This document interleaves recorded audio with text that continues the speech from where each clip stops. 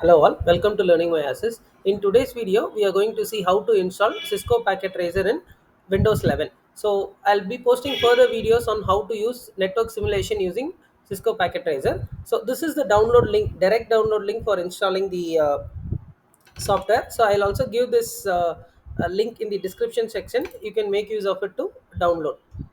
So we are going to start the download.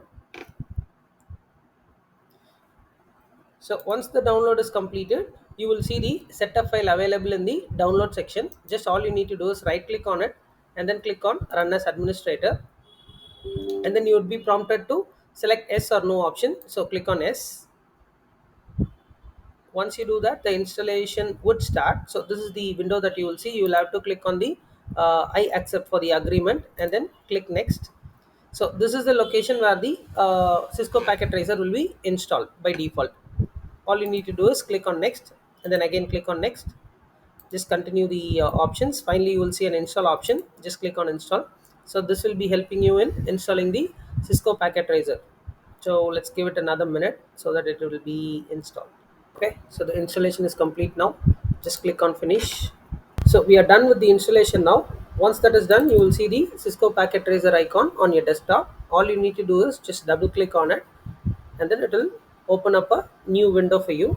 And here you just need to click as continue as guest. You need not create any separate login for that. So click on continue as guest.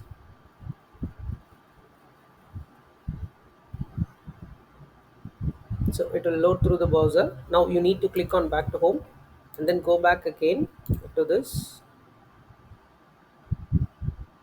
and then click on confirm guest, and you will have the Cisco Packet Tracer app opening for you. So this is where you can use all sort of simulation to create a switch or a router or a bridge, whatever you want. You can create and then create connections between them and then understand the basic networking concepts. So in further videos, I will explain in detail how to use various components available in networking within Cisco Packet Tracer, how to connect them logically, and then verify their functionalities. I hope this video was helpful. Thank you all.